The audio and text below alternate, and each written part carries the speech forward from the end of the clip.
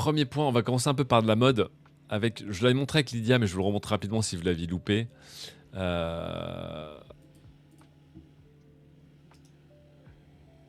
Alors, évidemment, c'est aussi dropshipping, mais ça m'a beaucoup fait rigoler. Je pense que vous avez déjà été un petit peu, spammé là-dessus sur Instagram. Mais la serviette de toilette U-Dried, j'avoue que ça va partir direct en cadeau d'anniversaire pour Lydia. Comme ça, je suis blindé pour décembre. Voilà, bon. Je sais que c'est évidemment même pas un merchandising officiel, évidemment, de From Software. Mais c'est évidemment tellement brillant comme jeu de mots que je ne pouvais pas ne pas le mettre de côté. Et donc voilà, il me fait beaucoup, beaucoup rigoler. Donc la serviette de toilette U-Dried pour les fans de jeux From Software. Ça me fait personnellement beaucoup rigoler. Je vous ai aussi montré la collection. Elle est où ma collection PlayStation? Elle est là. La collection PlayStation ici, je l'avais montré quand on avait stream avec Lydia. Je vous la remets si vous l'aviez loupé lors de mon stream avec Lydia. Voilà.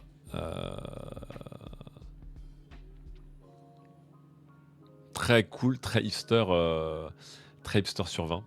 Est-ce que j'ai parlé de la collab Lego et Nike? Non, j'ai pas parlé de la collab Lego et Nike. On peut en parler si vous voulez. Donc voilà, si vous aimez les couvents des années 90, évidemment, vous serez obligé de craquer pour ce genre de conneries. C'est complètement pour vous. On va pas passer trop de temps dessus. Il y avait une autre collection maintenant qui était intéressante. C'était une nouvelle collection de Pleasures avec Daft Punk. Il y a déjà plein de trucs qui sont désormais en rupture de stock. Daft Punk, c'est marrant parce que depuis que Daft Punk a annoncé qu'ils arrêtaient de sortir des disques et que c'est fini, leur chaîne YouTube elle a jamais été aussi vivante. Il y a toujours des nouvelles vidéos, des archives, des behind the scenes, des bonus. Et là, ils ont une nouvelle petite collection. Voilà, ils font des collaborations différentes. Et là, c'est Pleasure. Et donc, vous voyez ici différents t-shirts et un peu plus drôle, les presse-bouquins. Hop. Il y a aussi la collab Uniqlo Ghibli. Après, la collab Uniqlo Ghibli, c'est littéralement plusieurs fois par an. Donc, voilà quoi. Donc, des petits goodies, des petites fringues. Personnellement, je n'ai pas été plus emballé que ça par les pièces qui étaient proposées. Il y en a deux, trois que j'ai trouvé plutôt clean, notamment celle-là, là, le Technology, qui était assez coolos. Voilà. Mais pour le reste, bon. Après Daft Punk, je suis comme beaucoup fan un peu pour l'éternité de Daft Punk. Et donc voilà. Ambiance un peu les méchants dans Boruto. Ils s'appellent comment les méchants dans Boruto, là, qui sont un peu BDSM avec des clous partout, là? Je n'ai plus le nom.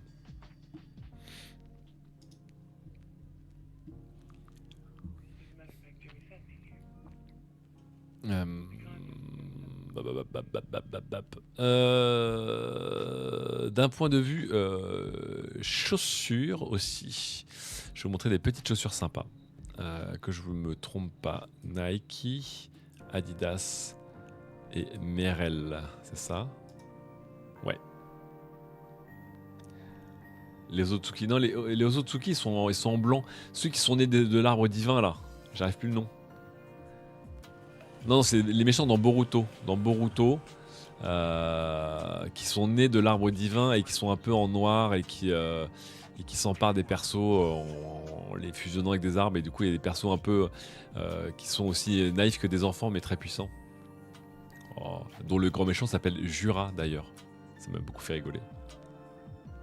Personne ne l'a, il n'y a personne qui lit Boruto dans ce chat. Je suis très déçu. Bon, après, vu l'âge du chat, vu vos blessures, je pense que personne ne lit Boruto, mais.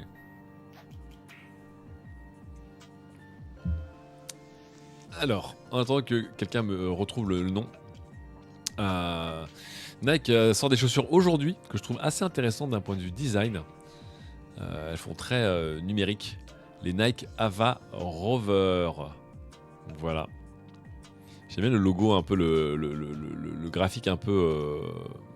Ça fait un peu projection numérique, je trouve. Vous voyez un peu, c'est assez rigolo, je trouve.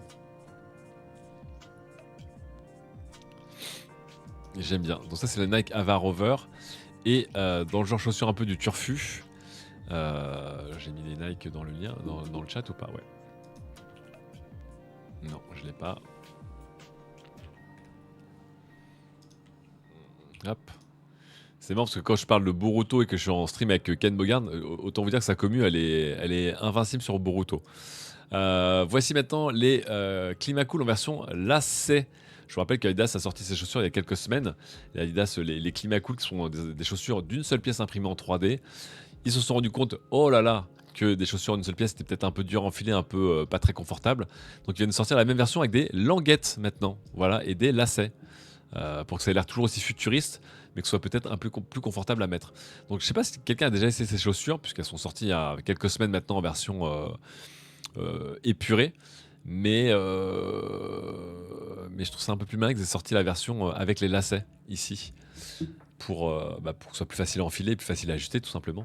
On a beau avoir des techniques de fabrication révolutionnaires, il y a des choses qui resteront, genre une languette et des lacets.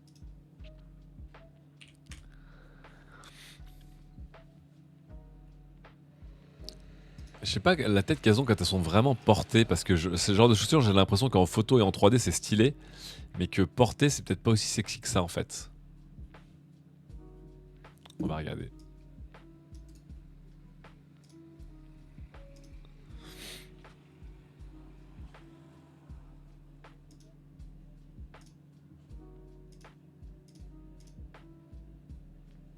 Alors en vrai, elles ont une bonne gueule. En vrai, franchement, je trouve qu'elles ont une vraie. Enfin, elles font pas décevantes. Elles font vraiment futuristes en vrai, mais quand tu marches avec, ça fait quoi?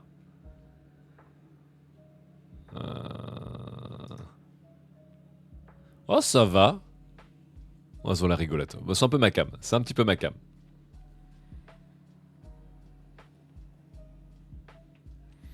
Effectivement, est-ce qu'il y a des blagues sur la semelle? Est-ce que la semelle elle est pleine ou est-ce que la semelle elle-même est micro-perforée? Attendez, on l'a vu là. Non. Non. Ah là, on la voit la semelle ici là. Ah, la semelle elle est micro-perforée à certains endroits. Ok.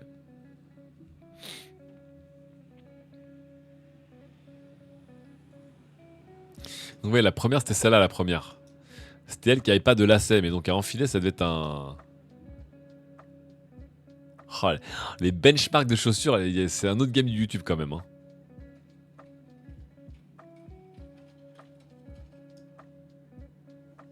Je veux voir quand ils les enfilent. Est-ce qu'il y a un truc où ils les enfilent? Parce qu'apparemment c'est galère à enfiler.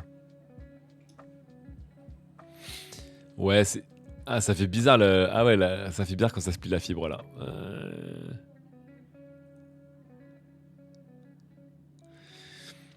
Je sais pas, je les trouve plutôt rigolotes d'un point de vue purement design.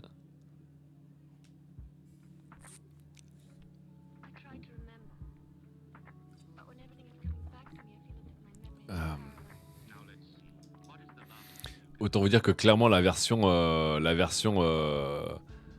lacet me paraît quand même plus convaincante. Voilà, c'est ce que je voulais vous dire.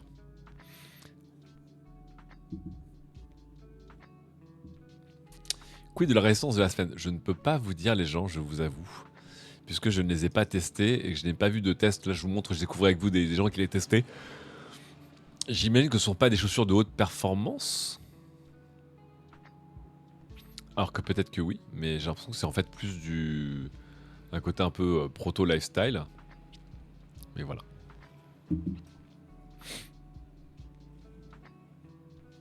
Je sais pas ce que ça vaut d'un point de performance.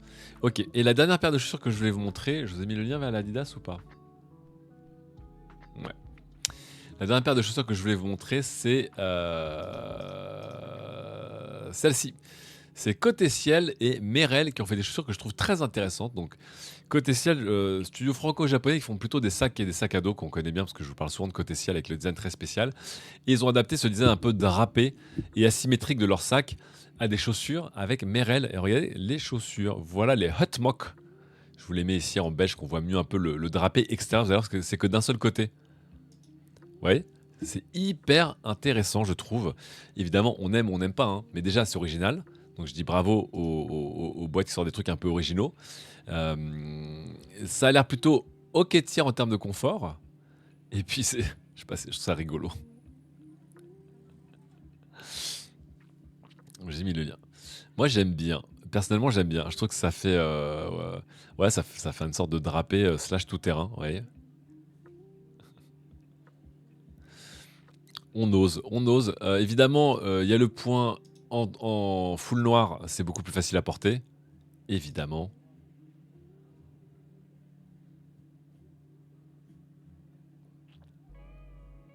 Parce qu'on voit moins un peu le côté un peu original.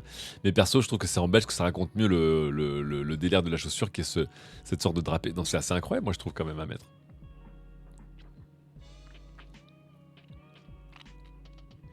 Le maintien de la cheville, en fait, j'arrive pas à voir comment c'est fait à l'intérieur la structure. Si c'était vraiment qu'un chausson drapé vide, ou si en fait c'est un chausson qui est autour de quelque chose qui est un peu plus rigide. Un peu dur de dire. Peut-être que sur la version marron, on verra mieux.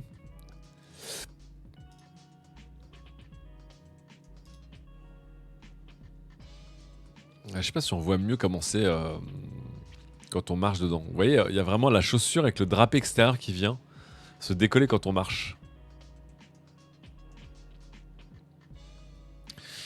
Moi j'aime bien. Je savais que ça allait ne pas faire l'unanimité chez vous.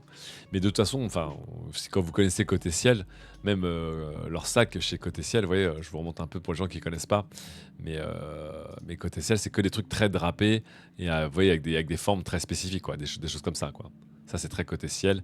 Et le Isaro, qui est leur plus connu, voilà, le Isaro, qui est leur pochette la plus connue. Elle-même, on dirait un peu, il y a un petit côté origami, quoi. Mais je trouve ça très original personnellement. Voilà. On aime ou on n'aime pas, mais au moins c'est côté Ciel, on sent qu'ils n'ont pas été dans les mêmes usines que tout le monde pour faire les mêmes sacs et les mêmes pochettes.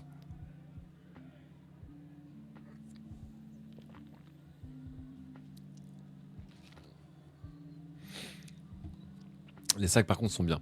Bah, en fait, côté Ciel, à chaque fois que j'ai voulu acheter un sac côté Ciel, je trouvais que leurs produits étaient très beaux, mais pas très pratiques. J'en ai manipulé quelques-uns et souvent c'est des trucs, ça a une gueule un peu folle, mais à vivre tous les jours, bon c'est rigolo d'avoir ça, mais bon, à vivre tous les jours en vrai c'est pas ouf d'un point de vue ergonomie, d'un point de vue... voilà. Et encore une fois, côté ciel ne vise pas les gens qui veulent le top de l'ergonomie, qui partent en randonnée, mais voilà quoi. Vous voyez, des gros volumes, de l'asymétrie, des ouvertures un peu spéciales.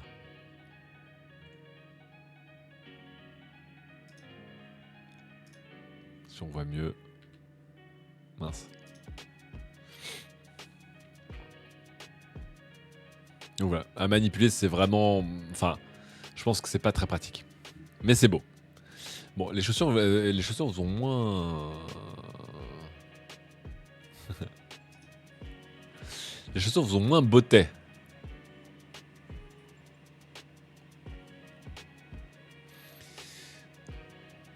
Bon, si ça vous intéresse, je vous ai mis le lien vers le site de Côté Ciel en général. Et au moins, vous pourrez découvrir une marque qui a un style très à elle, quoi. Hop, attendez. Ah, j'essaie de bouger mes lombaires. Et de changer un peu de position. Ouf. Mes petites lombaires. Mes Christophe Lambert. Aïe, aïe, aïe. Ouh.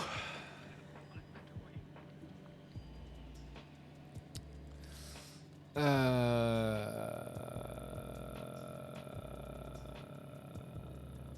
va enchaîner avec...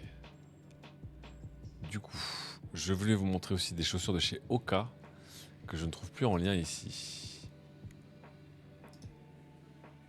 Non. Elles sont... Ouais. Je vais vous les retrouver. Je vais pas vous les retrouver. Tant pis.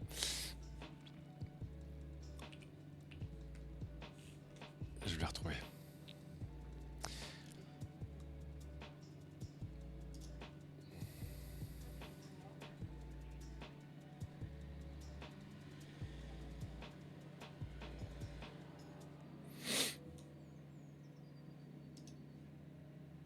Elles sont où les nouvelles Oka ignobles?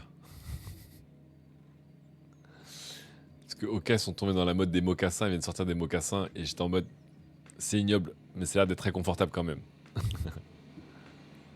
Où est-ce qu'elles sont? On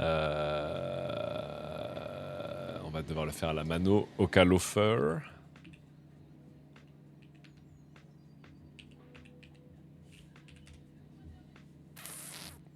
Les Speed Loafer. Attention mesdames et messieurs, dans un instant, ça va tabasser.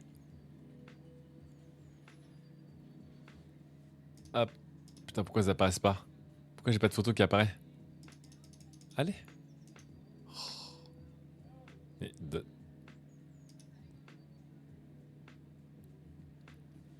j'arrive pas à avoir de photos. On va y arriver. Non.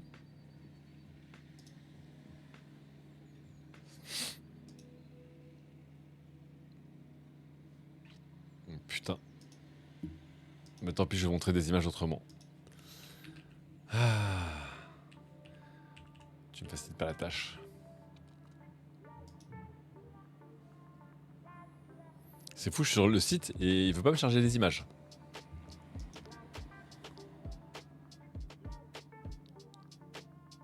Je vous montre une vidéo des speed loafers, alors attention, c'est parti. C'est parti, c'est la mode des mocassins de sport. Je vous rappelle, hein, c'est la faute à New Balance, tout ça. Et voilà, Hoka a sorti les speed loafers, c'est-à-dire des mocassins avec des semelles Hoka. Et j'ai envie de hurler, et en même temps, j'ai l'impression que c'est très confortable. Non, c'est trop laid. Mais bon, c'est tellement à la mode, vu que maintenant, dans ma rue, tous les gens que je croise, ils ont des sentiers avec des mocassins et des chaussures bateau. Le tout avec des jogging Adidas violets. Voilà. Je suis un peu troublé parce que vraiment les mocassins de New Balance, j'ai envie de les brûler dès que je les vois. Celles-là, je me dis, elles ont l'air confortables.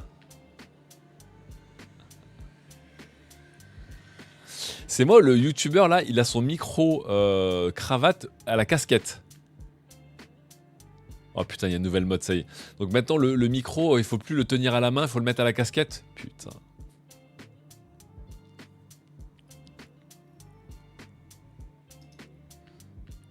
Ouais, elle a vraiment elle a la semelle de basket Hoka de base. Des grosses semelles Vibram. Avec je sais pas comment vous dire. Des mocassins. Yes, beaucoup de youtubeurs font ça, surtout les youtubeurs bricolage. Ça c'est souvent la casquette. Putain, je suis à la bourre. Je suis à la bourre, moi, là, j'ai rien à la casquette. Putain, j'aurais dû le faire. Ah là là là là là là. Ah non, le côté mocassin, ah non, ça c'est vraiment, ça me dégoûte les gens. Je suis désolé, ça me dégoûte là. Ce petit haut de mocassin là. C'est là très confortable, hein, mais vraiment je... Ah non, c'est dur. Ah, je suis désolé. C'est beaucoup trop dur.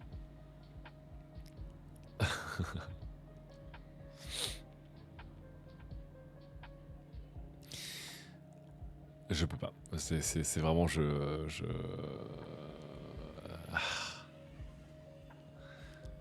Après, je vous rappelle que les New Balance Loafers, elles sont pires. Hein. Les New Balance Loafers, je vous rappelle, c'est ça. Hein. Les New Balance... les Loafers, elles sont encore pires. Hein. Les vertes, histoire de vraiment aller dans le pire du pire. Ça, c'est... Oh là là là là là là là là là là. En vert, là. Aïe, aïe, aïe, aïe. Ah, alors, déjà en jaune. C'est le... J'ai envie de mourir. Voilà. Mais elles étaient en verte aussi, là. Oh là là, putain. Là, celle-là en verte, là. Oh là là, en verte. C'est dégueulasse. Aïe, aïe, aïe, aïe. Donc je me dis, voilà, c'est la fenêtre d'Overton. C'est dans un monde où New Balance, ils ont ouvert la porte des enfers. J'ai envie de dire, plus rien ne choque personne.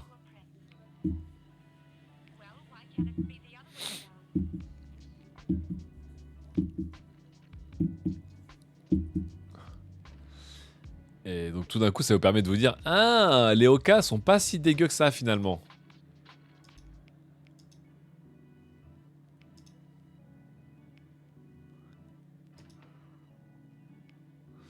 Donc c'était complètement passé sous mon radar, mais vous voyez, quand vous la voyez, je sais pas comment vous dire, il y a un côté un peu, il y a un côté un peu genre, on a l'air bien dedans.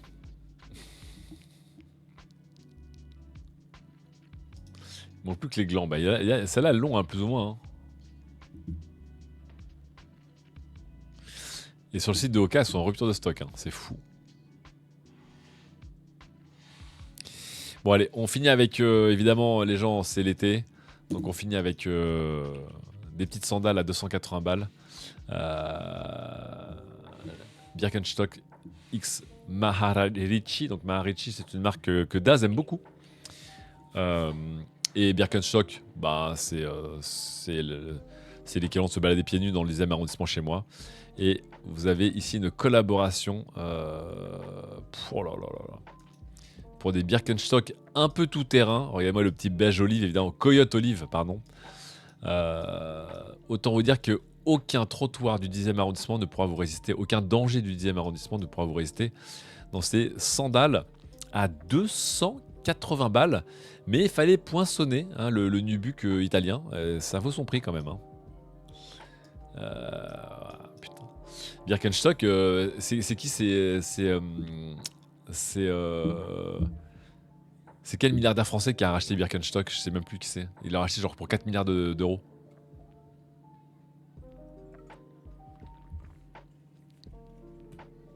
C'est Pinot ou c'est l'autre? Ah, en 45, il en reste que 1 en 45, c'est peut-être pour moi les gens.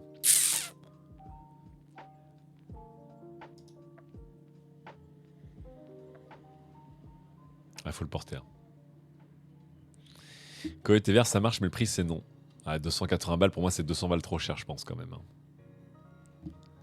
Ah bah, Restock, Maharishi. Ah, ça c'est tellement d'ascore tout ça là. Bon, 450 balles le short. Allez hop, 145 balles le chapeau. Allez hop, ça dégage. C'est tellement toi ces Birkenstock. Non, moi les Birkenstock que j'aimais bien, c'était les Birkenstock justement avec la double boucle un peu feedlock aimantée là. C'était lesquels? Mais pareil, elles valent 200 balles. C'est les Birkenstock, les Tokyo, je crois. C'est les Birkenstock. C'est quoi le modèle?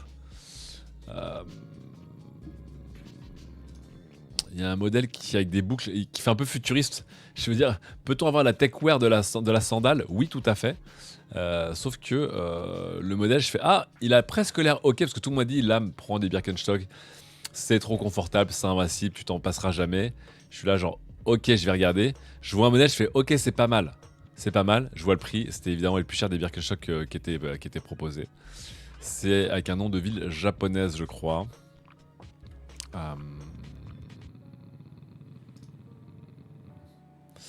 On va les mettre par prix de toute façon, hein, voilà. Hein. Classement, prix décroissant, le tri qu'on préfère. Voilà les Shinjuku.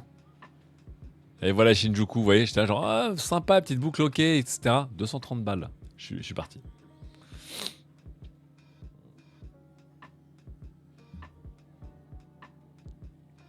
Ça avait l'air confortable, mais là, j'avoue que 230 balles, ça fait cher la sandale du futur quand même.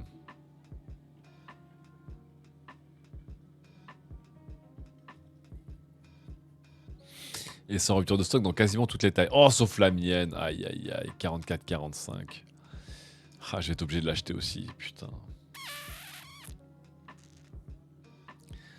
Ça fait très sandales pour allemand. Bah, c'est littéralement Birkenstock, mais ça fait plutôt sandales pour allemand du futur. Non, franchement, à 230 balles, ils ont pété un cap sur les tarots. Hein. Vous m'avez toujours pas dit quel milliardaire français a racheté Birkenstock?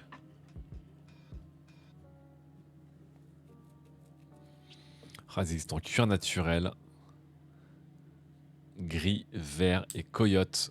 C'est vraiment...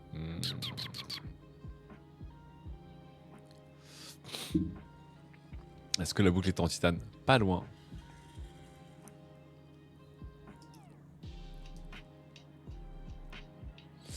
Mais ce sera évidemment non.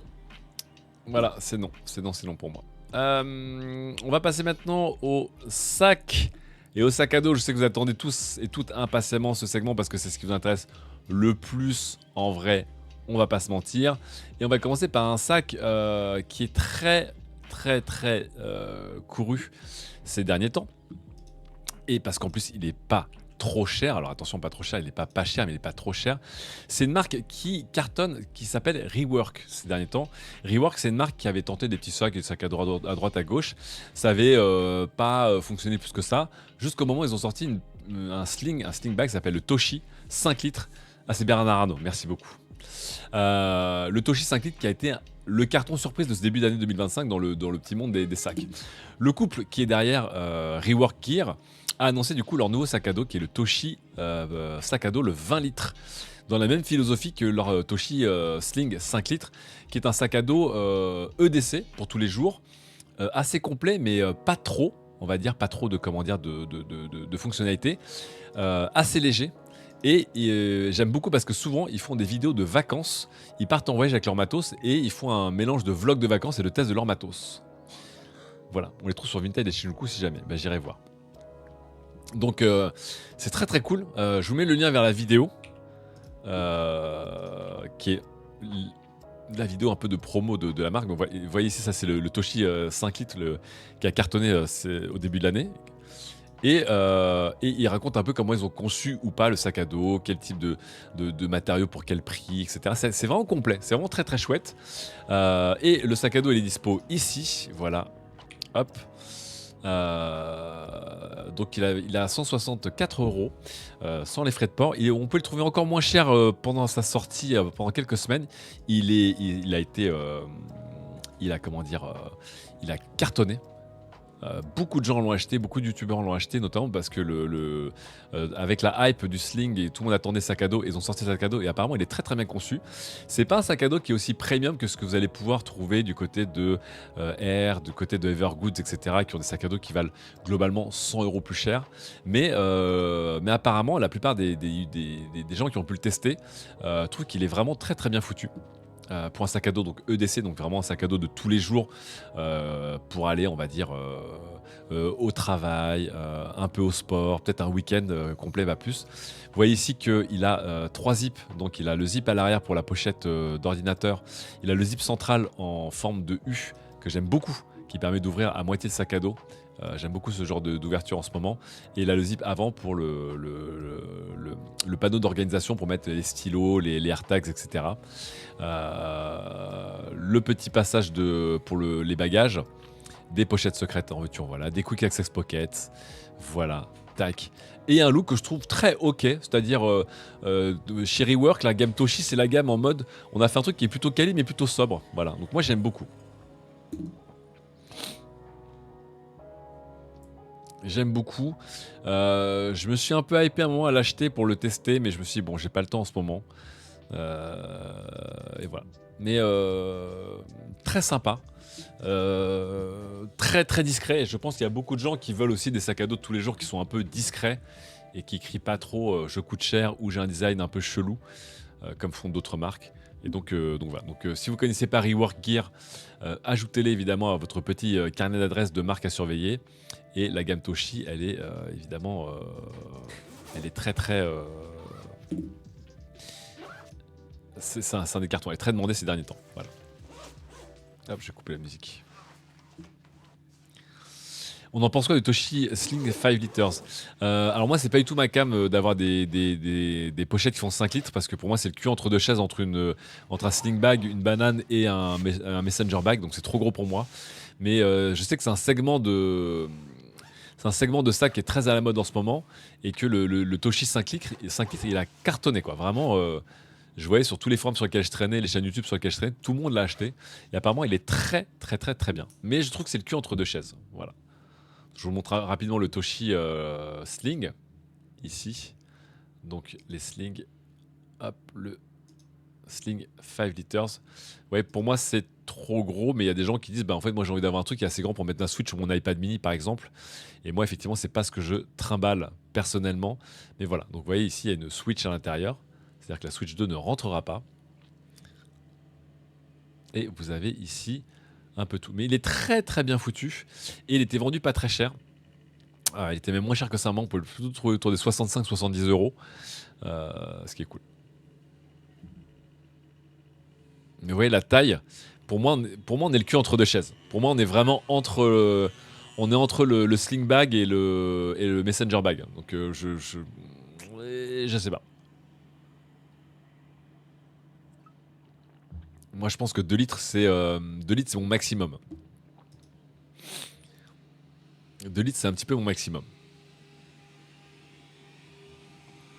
Et il a Je vous dis, il a cartonné, quoi. Vraiment, c'était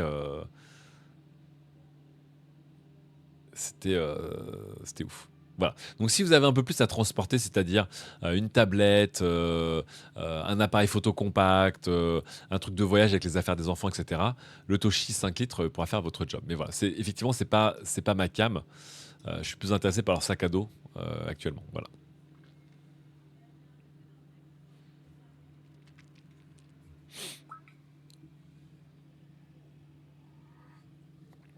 Donnez-moi 2 secondes. Je fais une pause assouplissement. Je vais faire juste 2 squats tout doux. J'arrive. Je vous mets la caméra Fire Catcher parce que si je le fais pas maintenant, mes lombaires vont prendre feu. Attention, cri de vue dans 3, 2, 1.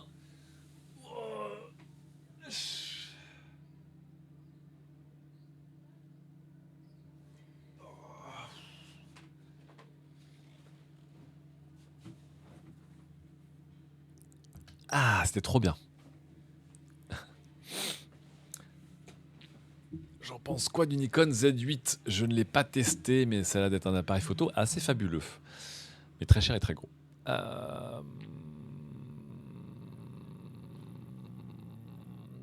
On continue.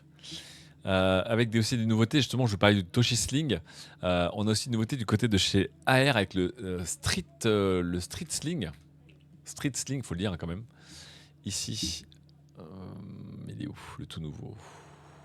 Le voilà. Le Street Sling avec le grand débat du avez-vous envie d'avoir un sling qui est plus vertical?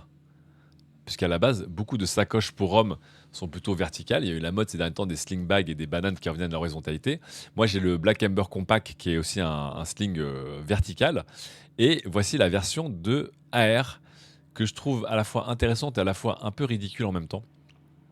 Pourquoi intéressante? Parce qu'encore une fois, ce form factor, je le trouve intéressant. Le form factor vertical traditionnel, moins à la mode, mais il y a beaucoup d'hommes qui ont des slings plus verticaux. Et un peu ridicule, notamment parce que cette boucle feedlock est complètement débilement overkill pour un petit clapet, qui aurait juste mérité un aimant. Et évidemment, les gens sont tellement fans des boucles feedlock, notamment la V-Buckle que vous voyez ici, qui est vraiment devenue un statement esthétique, qu'ils ont foutu une putain de boucle feedlock overkill pour un petit flap qui rend l'ouverture du flap complètement plus compliquée qu'elle ne l'est. Parce qu'en plus, ils ont tellement mal gaulé le truc, c'est que la partie basse de la boucle, lorsque vous défaites la boucle, la partie basse, elle tombe. Donc il faut la ressoulever pour venir la coller au buckle quand vous la fermez. C'est un peu con. Mais voilà. Mais effectivement, il s'attaque à comment dire, ce format qui est vraiment un format très traditionnel. Hein. On continue à voir dans la rue les gens qui ont les pochettes, que ce soit des Nike, des Emporio Armani, des Adidas, des Eastpak, ce format un peu à l'ancienne et qui peut-être fait un comeback, hein, encore une fois. Hein. Voilà, ça. Mais je trouve que cette boucle là, elle vient tout gâcher. Elle est hyper voyante. Elle va se frotter partout, c'est sûr et certain. Elle alourdit le sac en termes de design, de coût, de tout. Et puis vraiment, pour un flap, pour un petit flap comme ça, qui est censé être un Quick Access Pocket, vous voyez, c'est ce que je vais vous montrer là. Quand vous ouvrez la boucle, elle tombe en bas. C'est-à-dire que quand vous voulez refermer votre flap, vous devez faire un, comme dirait Ken Bogard, un flat et un troisième flap pour le fermer. C'est un peu con. Je trouve ça un peu con quand même. Voilà. Pour le reste, l'ouverture verticale comme ça qui se retourne, elle a l'air d'être plutôt intéressante. Et le sac a l'air d'être plutôt bien gaulé en termes de taille. Mais c'est vrai que moi, je suis plutôt actuellement team horizontalité, qui me permet d'accéder mieux à mes affaires, quoi. Les métro slicks de chez Alpaca sont plus sympas, dit Tenchu. Je sais plus lesquels c'est, on va les voir.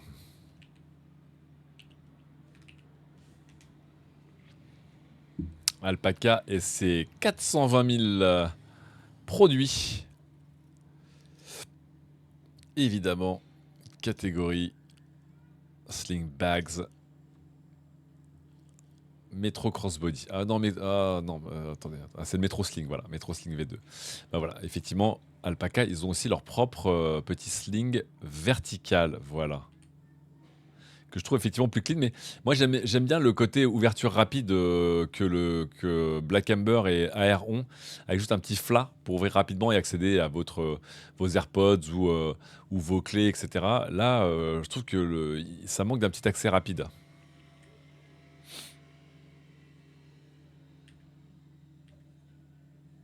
Mais il fait un peu plus sobre. Avec la petite poignée, vous la connaissez maintenant. Et l'esthétique avec le petit intérieur orange diamant qui est très alpaca.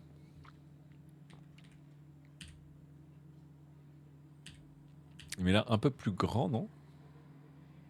Je sais plus.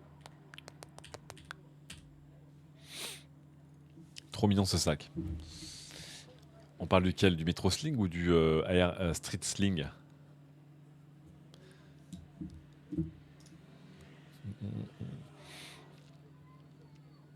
Personnellement, je trouve que c'est agréable à porter le côté vertical, mais je trouve que l'accessibilité aux affaires est un peu moins bonne. Voilà.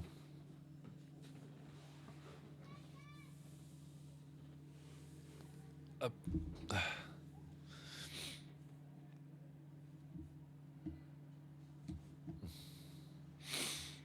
Bref, on va revenir maintenant au sac à dos.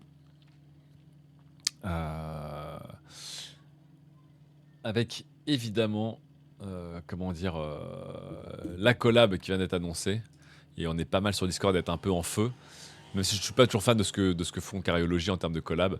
Mais c'est évidemment le retour de la collaboration EDX. C'est-à-dire c'est l'EDC.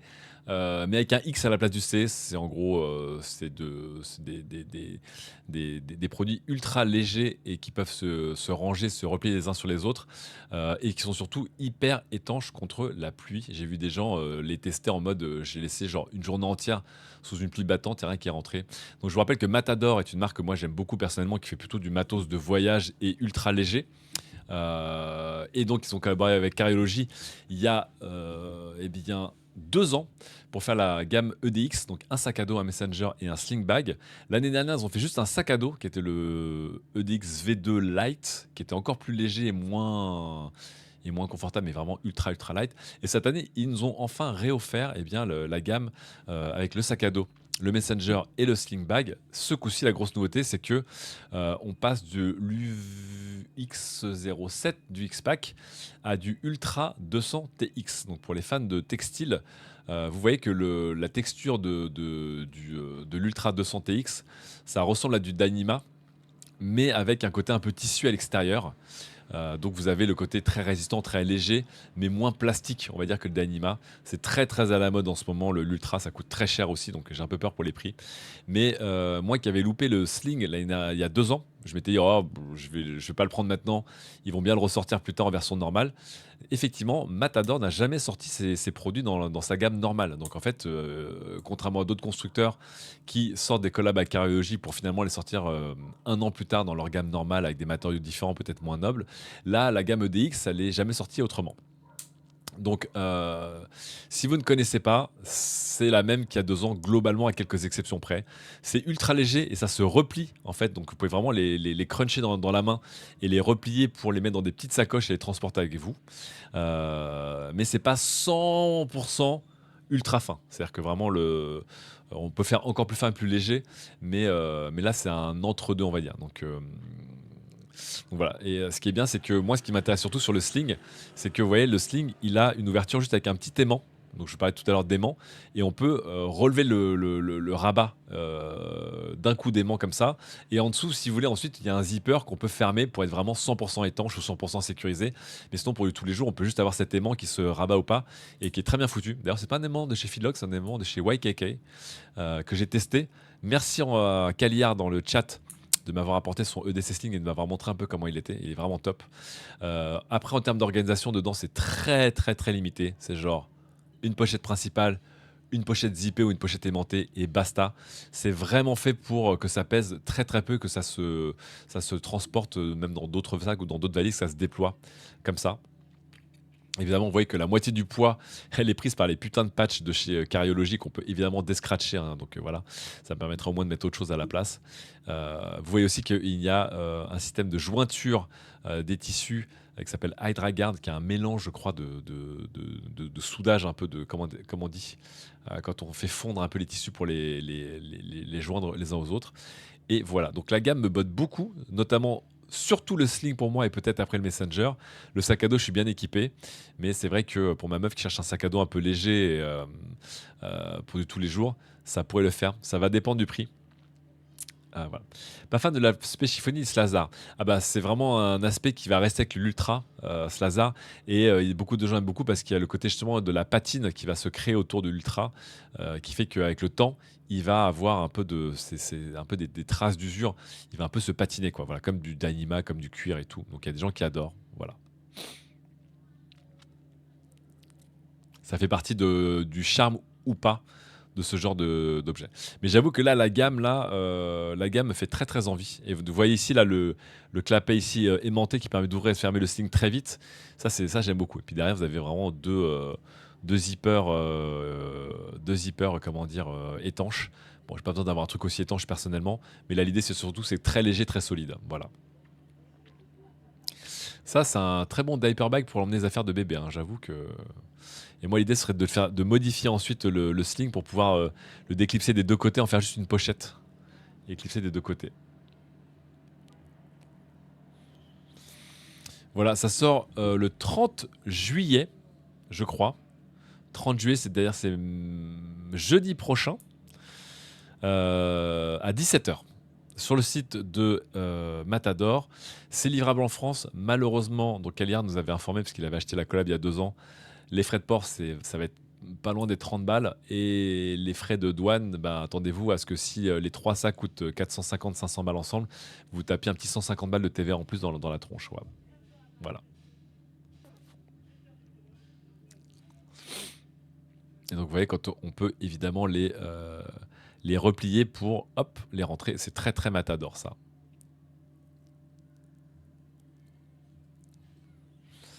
Ça, les petits anneaux pour coller évidemment des clés ou des petits mousquetons. Moi, j'aurais bien aimé avoir ça en encore plus fin, moins étanche et plus léger encore. Mais bon, bref. Après, vous connaissez aussi les collabs Cariologie. Il y a des gens qui aiment beaucoup, il y a des gens qui détestent l'état d'esprit Cariologie, qui est, je vous rappelle, une sorte de site slash communauté, un peu de la hype autour des sacs, dont le boss et mascotte Taylor Weldon est des fois adoré, des fois un peu ridiculisé. Mais là, je trouve que la gamme et les produits sont très chouettes et répondent à un vrai besoin et un design qui est vraiment intéressant. Sachant aussi que je vous rappelle que Matador prépare aussi un sac à dos. Ils avaient fait un proto en 24 heures avec Cariology qui avait vraiment une gueule assez folle. Je vous l'avais montré en vidéo, je peux aussi vous la remontrer ici, qui va sortir dans le commerce plus tard, mais qui n'est pas, qui fait pas partie comment dire, qui ne fait pas partie de cette collaboration EDX. Je sais plus où c'était.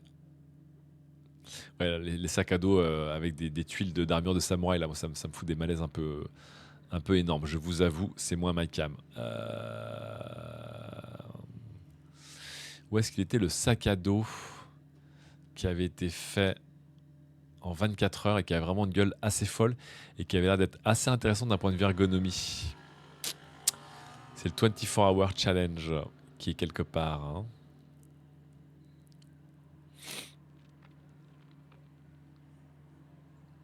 Ah, c'est celui-là, je crois, hein. Ouais, voilà, c'est celui-là qui était le sac à dos qui a été fait par les designers de Matador. Voilà, j'aime beaucoup l'idée. Vous allez voir, c'est un sac à dos qui s'ouvre en U-shape encore une fois avec ce fameux cette ouverture en sabot de cheval comme on dit et les deux, vous allez voir les deux aimants ici qui vont permettre de le taffer. Attendez, on va l'ouvrir. Voilà. Hop, il est là. Déjà, il a une bonne bouille. Un peu rond. Et vous allez voir ici qu'on peut eh bien, changer les straps de position grâce aux aimants. Ah, les feedlock. Magnet. How do they work?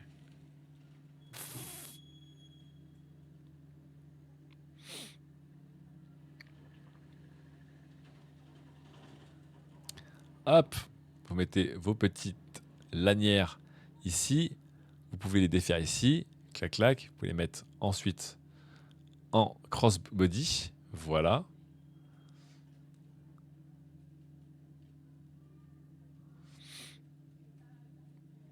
Bon, je vois pas trop l'intérêt de porter un sac à dos en crossbody personnellement par rapport à un sac à dos, mais bon. Et après, vous pouvez le porter sur le côté grâce aux aimants. Voilà. Je trouvais que le concept était très drôle.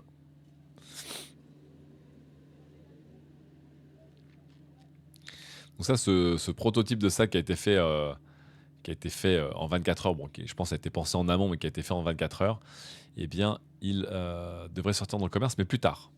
Voilà.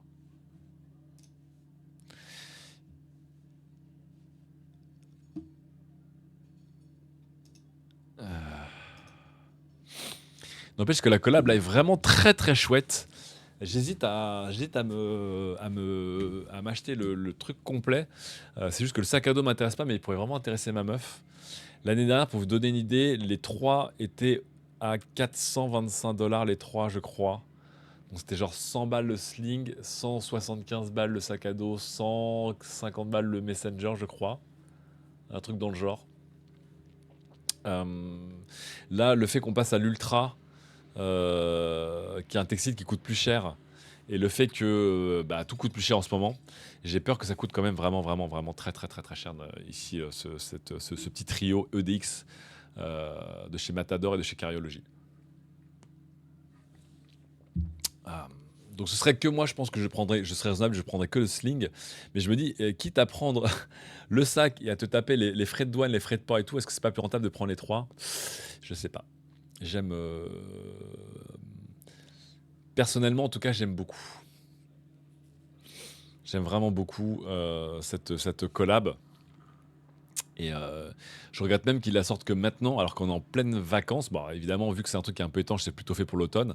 Mais j'avoue que ça, pour partir en vacances, ça aurait été un petit peu idéal. Ouais, le sac à dos a l'air d'être bien coolos aussi quand même. Le Messenger, j'ai un doute parce que je sais que moi, personnellement, j'utilise assez peu des Messengers. Mais ça peut être pas mal pour balancer dedans les affaires de la petite.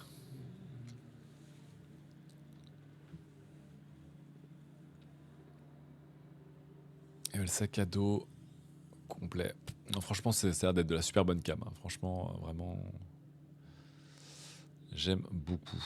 J'aime beaucoup, beaucoup.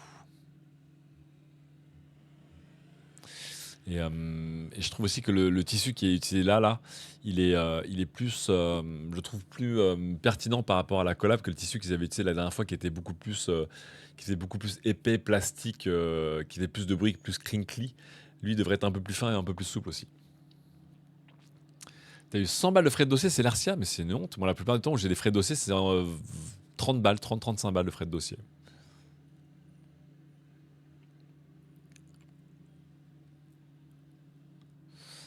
Du monomèche. Ils sont aussi plus discrets que l'année dernière parce que l'année dernière, l'intérieur était évidemment orange parce que c'est la couleur signature de Cariology.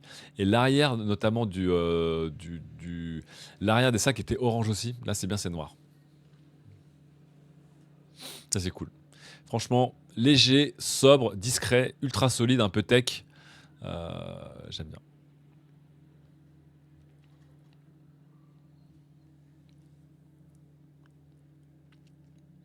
Le X-Pack UX10 de la dernière collab est plus fin que celui-là. Ouais, mais là, tu parles de EDX V2, le Z-Walk. Parce que le EDX V1, c'était encore un autre tissu, je crois. Mais oui, le sac à dos V2 était plus léger que le sac à dos qui est présenté ici. Le tissu est encore plus fin. Ah, si je ne m'abuse, si on regarde genre donc Matador, Cariology, on va regarder. Encore une fois, on est en train de regarder des finesses de gravure de processeur, donc on va pas se faire chier. Euh, Vous allez voir la première collection.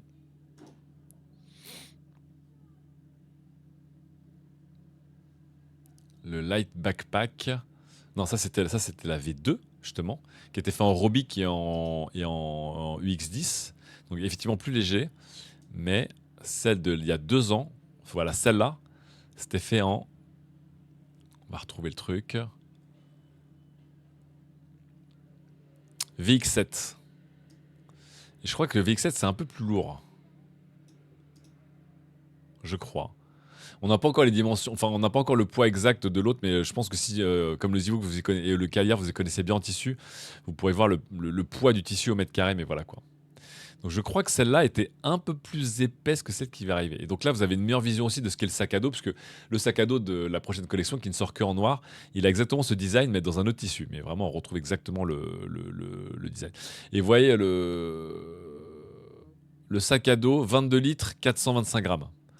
425 grammes, c'est vraiment léger, parce que pour vous donner une idée, mon sac à dos actuellement, bon, c'est pas un sac à dos qui est fait pour être léger, mais il pèse 1,250 kg pour 24 litres.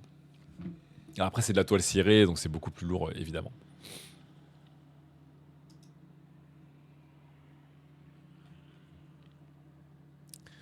Le Messenger Bag, ici. Et le petit sling.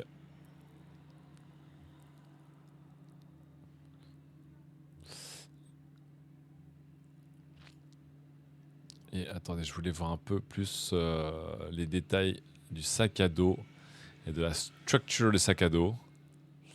Salut Baskets, merci pour le 15e mois d'abonnement. Comment tu vas Baskets au set Commander? Attends, je voudrais qu'on comprenne mieux le... Ah, et donc le truc c'est que je voudrais aussi donc modifier mon sling pour qu'il y ait le clips des deux côtés moi. Je dois avoir un clip des deux côtés. Comme ça, l'idée c'est surtout que je peux en faire juste une pochette toute seule. Ça c'est un truc qui me manque.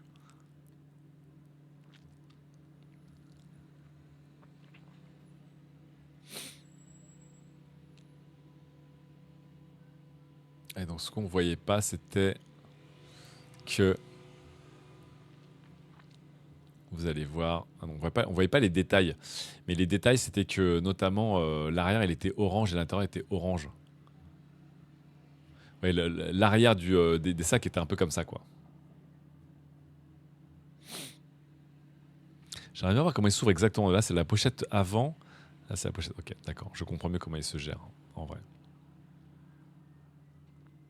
Propre, hein, franchement. Franchement, vraiment propre.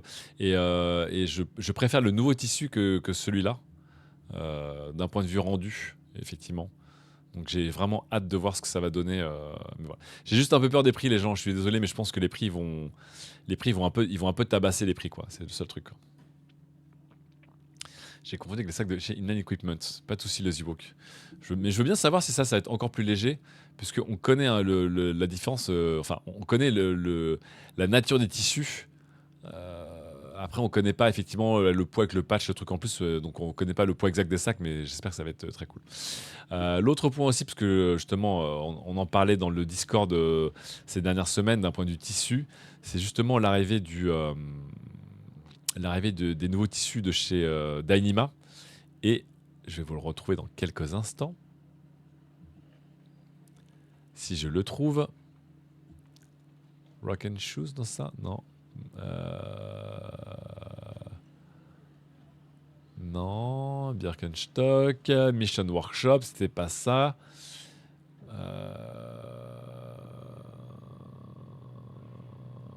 Terra Collection. Arcteryx, non. Ah, je trouve plus les gens. Je voulais vous montrer les nouveaux produits chez Ultralight Gear, hein, j'imagine, qui utilisent justement le. Ah, c'est celui-là. Voilà. Merci. Hyperlight Gear Mountain. Qui, je crois, est un des premiers constructeurs aussi de sacs à mettre en place les nouvelles. Le nouveau système de chez Dyneema, donc le Dyneema Woven Composite. Donc vous voyez, on en parlait il y a quelques instants. Le succès de l'Ultra en ce moment, c'est qu'il a toutes les qualités du Dyneema en termes de résistance au déchirement, en termes de poids qu'il peut supporter et de légèreté. Mais le Ultra, il a ce côté justement un peu tissu, un peu comme du Cordura au toucher, qui est beaucoup plus agréable que le Dyneema qui est très plastique. Donc il y a des gens qui adorent le Dyneema, mais il y a des gens qui détestent le côté plastique du Dyneema. Et donc là-dessus, la Dyneema, ils ont décidé aussi de suivre un peu la concurrence. Donc, je crois que c'est Challenge Sale Close qui a fait l'Ultra. Je ne sais plus si c'est eux qui font l'Ultra, bref. Et de sortir le Dyneema Woven Composite. Et donc, vous avez ici un rendu qui est, je crois, assez tissu, normalement. J'espère que ça va pas coûter la peau des fesses. Après, le Danima, ça coûte la peau des fesses. Donc on ne sait pas ce que ça va donner. Mais j'espère que déjà ça va bien rendre et qu'encore une fois, pour les geeks du textile, il y aura de la comparaison à faire. Il est tissé des deux côtés. C'est vrai qu'il est tissé des deux côtés, là où le l'Ultra, il a un côté textile à l'extérieur, et il a le côté un peu d'anima plastique, nylon plutôt, à l'intérieur. Voilà. Bon, moi en attendant, il faut que je trouve quelqu'un qui parte en voyage aux États-Unis pour faire livrer la collaboration Cariologie. On est d'accord, les e dans le chat, que le Dynima, ça coûte très très cher. Hein. Ça coûte plus cher que l'Ultra, je crois, non, le Dynima. Je sais plus.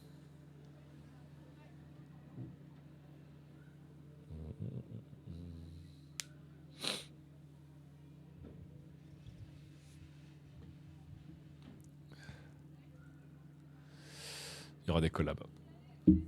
Et le dernier point sac à dos que je voulais vous montrer aussi, maintenant qu'on a quitté tout ça, c'est le retour des Écossais de Traque. Voilà, c'est sûr maintenant. Hop. C'est presque le même prix. Ok. Traque qui est de retour, voilà, officiellement. Ça, ils rejoignent la famille, c'est Arclight, je crois, qui est une autre boîte du Royaume-Uni. Je rappelle que Traque est un fabricant écossais de sacs et d'accessoires. Qui avait coulé parce que malheureusement le prix des matériaux, le prix de travail au Royaume-Uni coûtait beaucoup trop cher. Des bisous le Brexit, qui a dû fermer. Ils ont été rachetés quelques semaines plus tard et sont de retour avec de plus en plus. Ils sont en train de redéployer eh bien, leur équipe, leur machine et leur modèle. Donc ça c'est très très cool. Et on attend de voir évidemment si ça va leur permettre de prendre un vrai départ. Maintenant qu'ils sont sous l'égide d'une autre marque qui les a rachetés et qui est apparemment une marque qui est très cool aussi. Donc voilà. Donc si vous vouliez du Made in Écosse à la main avec du très bon matos, Made in Écosse et Made in Autriche aussi. Évidemment, ça coûte cher. Les sacs à dos sont entre 250 et 450 euros. Eh bien, ils sont de retour. Voilà. 50 et 70 euros le mètre carré. Comment c'est cher. Oh là là. Je pense que la collaboration EDX, elle va taper la tête.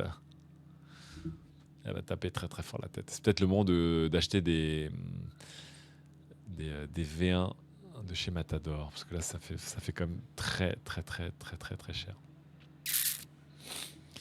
Donc voilà le retour de Traque. C'est plutôt chouette.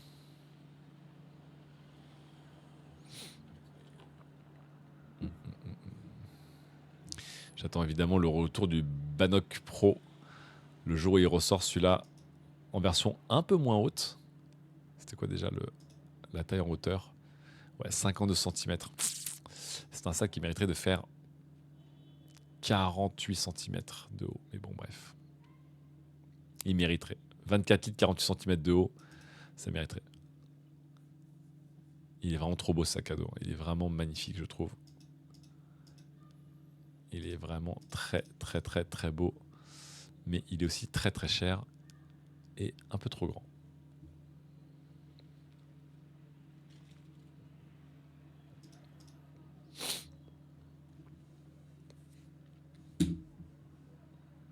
« 400 boules. » Ah bah ça, c'est sûr que si vous commencez à faire du fait à la main en Écosse avec du matos européen, c'est les vrais prix. Hein.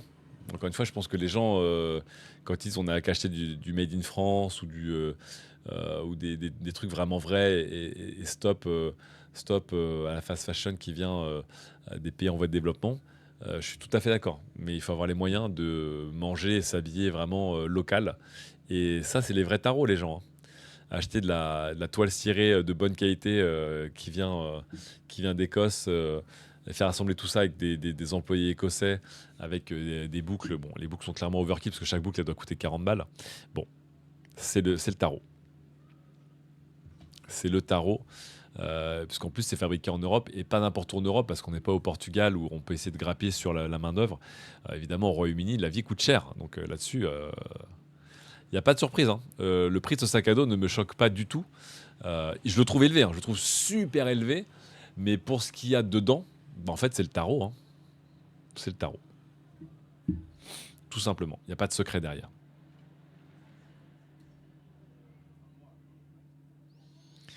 Wendell qui salue, ça parle des Royaumes-Unis, je pop. Ouais. Ouais, on parlait du retour de Tracker, la marque écossaise. On est très content pour eux. Mais voilà. Tu pars pas aux États-Unis un peu là, Weldel? On voudrait bien faire livrer 2, 3, 32 commandes de ça là. Histoire d'esquiver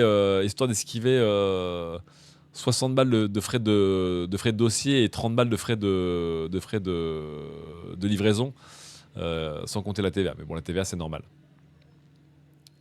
Ça me fait un peu mal aux fesses là de devoir commander cette collection là-bas. Ça. Après, je regarde Traqueux parce que même si c'est hors de prix pour moi, il y a aussi l'idée que Feu, mon beau-père, lors de mon dernier anniversaire, il m'a offert un joli cadeau. Il m'a dit je sais que tu aimes bien les sacs à dos. Donc, il m'a offert une très belle enveloppe pour faire un sac à dos custom. Donc, l'idée serait peut-être un jour d'aller voir une marque qui fait un sac à dos que j'aime beaucoup comme Traqueux et de faire un truc un peu customisé, genre faire écrire son nom à l'intérieur ou changer deux, trois bricoles dans les mensurations. Je pense pas qu'il fasse du custom chez Traqueux.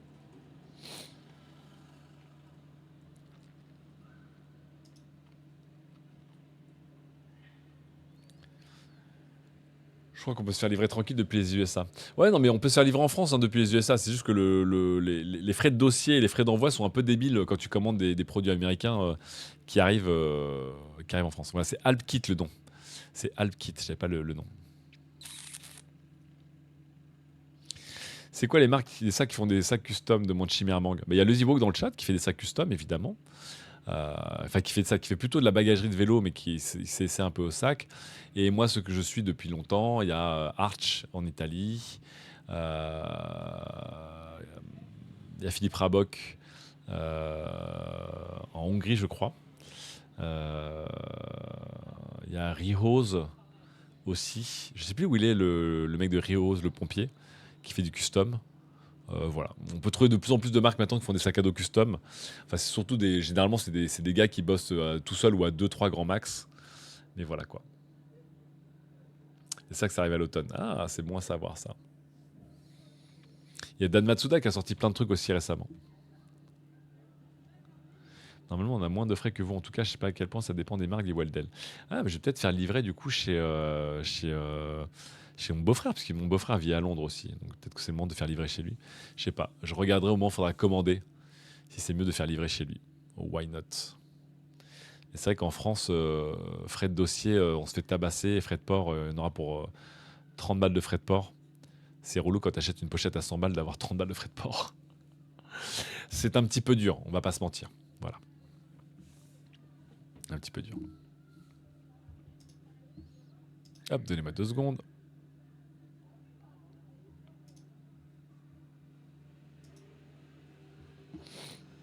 J'ai un petit point.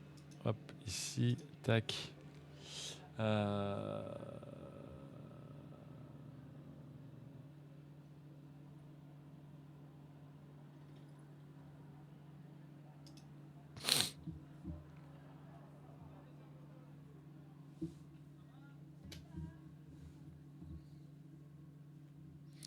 Très sympa. Et évidemment, toutes les marques que je vous ai montrées, vous ne les trouvez jamais sur Vinted, bien sûr. Voilà. Ah, d'ailleurs, j'ai acheté mon chapeau sur Vinted aussi. Il y a un petit point Vinted, c'est que j'ai acheté un chapeau sur Vinted. Et je vous montrerai quand il arrivera. Wedley qui dit j'ai pris un Shimoda Urban Explorer. Ah, le RP de Shimoda m'avait proposé de tester des sacs à dos Shimoda, mais ne faisant pas assez de photos, je t'avoue que j'ai décliné la proposition parce que je m'étais dit qu'est-ce que je vais tester un sac à dos photo alors que personnellement j'utilise plus trop des sacs à dos photo. Mais c'est vrai que Shimoda a bien cartonné ces dernières années quoi. Et les Urban Explorer sont plutôt sympas, ouais, tout à fait.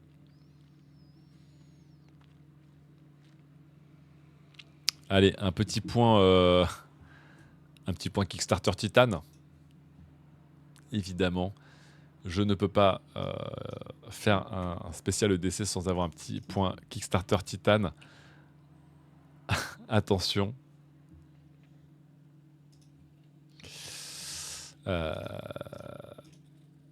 C'est Wooben. Donc pour les gens qui ne connaissent pas Wooben, marque chinoise qui à la base fait plutôt des lampes de poche.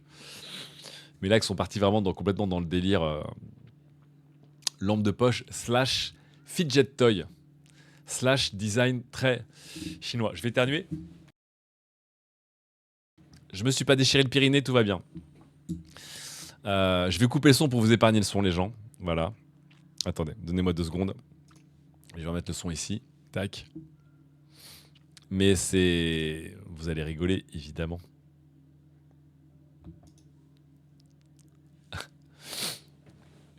Une lampe torche avec, vous le voyez, un fidget toy qui tourne sur lui-même, du tritium pour le côté phosphorescent et une customisation. On peut acheter des petites plaques décoratives pour customiser sa lampe de poche. Alors je pense qu'au moment où cette main avec des mitaines paramilitaires a fait tourner ce fidget toy, il m'avait perdu déjà, parce que vraiment on est dans le côté vraiment mall ninja de ouf. Mais bon, bref. Mais oh là là. Une... Oh, putain, je te jure. Vraiment, les survivalistes de centres commerciaux, quoi. On peut évidemment mettre les plaques AUV en métal, incroyable. Aïe, aïe, aïe, aïe, aïe, aïe, aïe, aïe. Alors après, si vous connaissez pas bien le marché des lampes de poche, il y a les psychopathes des lampes de poche. Oh, le bon goût. Oh là là, le bon goût. Il y a des psychopathes des lampes de poche qui collectionnent des lampes de poche et il y a comme des gens qui collectionnent les couteaux. Hein. Donc rien de choquant là-dedans. Mais là, j'avoue que là, c'est un peu trop loin.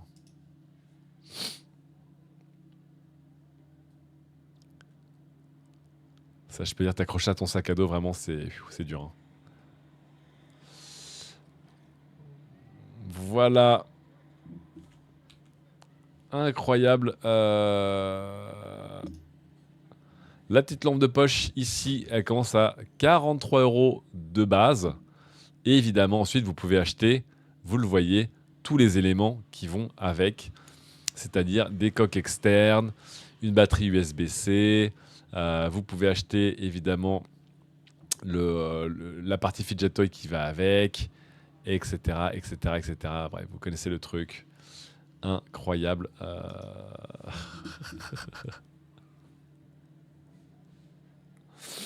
À chaque fois, Wooben sort des trucs intéressants, mais là, ils sont vraiment partis complètement dans le.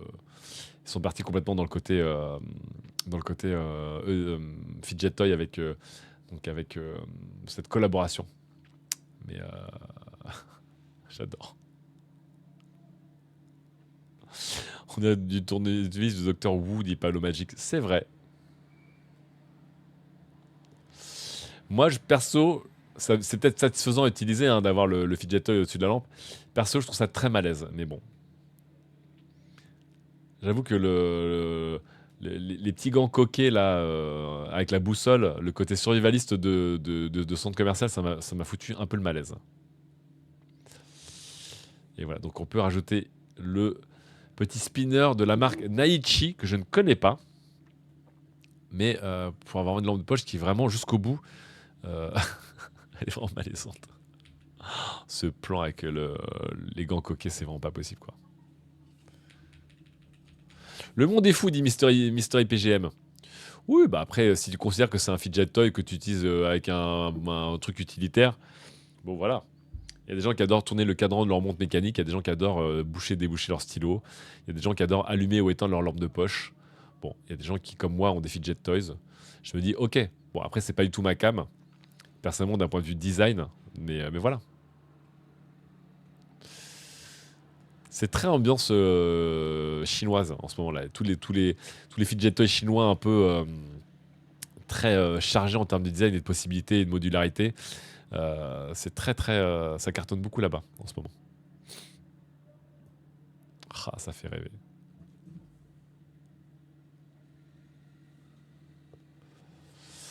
Voilà, la version Titan, évidemment, là on commence à parler. Elle commence à 140 $. Là, on commence un petit peu à parler. J'avoue que la version Titan, tout de suite, je me moque, je me moque. Boum, je vois du Titan, je ne me moque plus.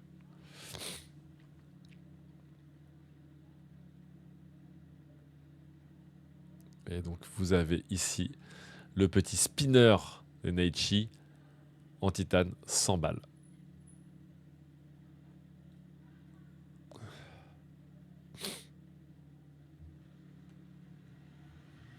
J'adore. Ça me fait rire.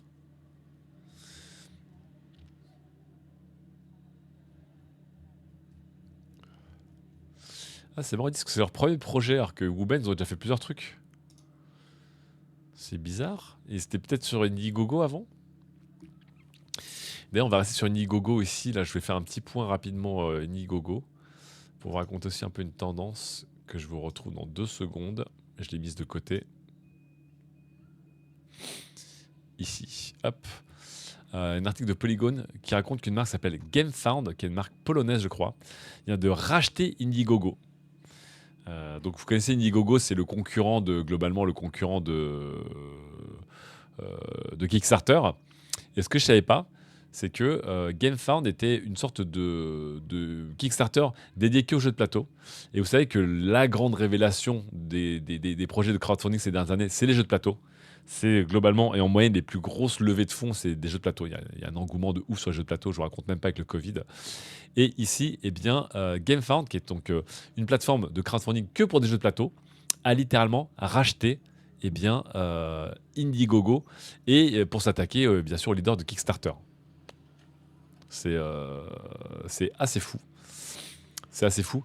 Ce qui montre encore une fois à quel point les jeux de plateau c'est puissant parce que ouais, ça permet à des trucs comme GameFound que je ne connaissais même pas eh bien de lever tellement d'argent que est-ce qu'on peut avoir un point sur GameFound? Merci. Qui sont assez gros et assez violents pour acheter Indiegogo qui est le numéro 2 mondial quand même. Hein. Ça appartient à Awaken Realms, nous dit Golden Rude. Je ne sais pas du tout. Je ne sais pas du tout, à qui appartient GameFound.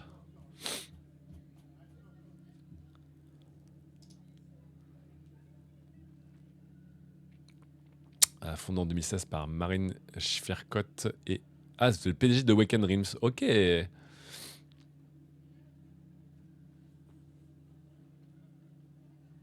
ben, très bien. Eh bien, je ne savais pas du tout. Merci pour le plus que détail, Golden Rude. Grosse boîte de jeux de stratégie.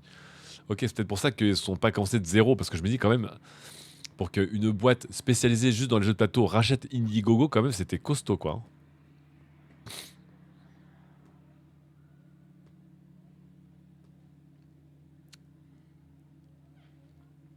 Très intéressant, je savais pas du tout. Je ne connaissais pas Awaken Realms, je découvre avec vous.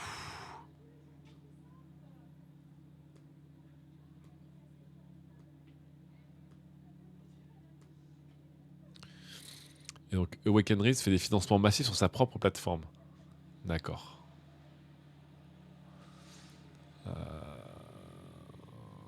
Creative Mind, ok, donc c'est des jeux. Oh là, c'est. Ok, je connaissais pas. Donc en gros, les gens, ils ont des jeux, ils ont monté leur plateforme pour vendre leurs jeux, et en fait, leur plateforme est devenue une sorte de plateforme de vente de jeux, et maintenant, ils rachètent une plateforme généraliste. C'est fou ça. Hein.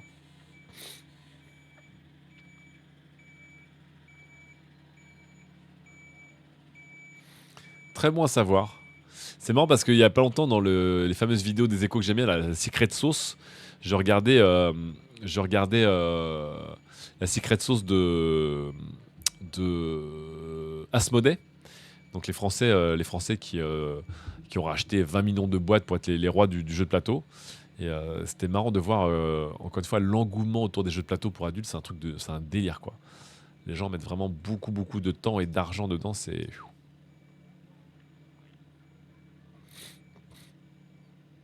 Les jeux de plateau, ça reste encore très niche, dit Mystery, PGM, Mystery PGM. Ah non, non, les jeux de plateau, c'est devenu énorme. Les gens, ils mettent tellement d'argent et de pognon dedans, ça se vend, c'est des délires. Asmodée, c'est plusieurs milliards d'euros de chiffre d'affaires par an. C'est juste délirant, quoi. Non, non, les jeux de plateau, justement, c'est beaucoup moins niche qu'auparavant. Ça a vraiment réexplosé, quoi. C'est pas du tout un truc de nerds. À Paris, nous, on a pas mal de bars de jeux maintenant qui existent, hein, notamment. Donc, aucun souci là-dessus. C'est très, très gros. Très, très gros.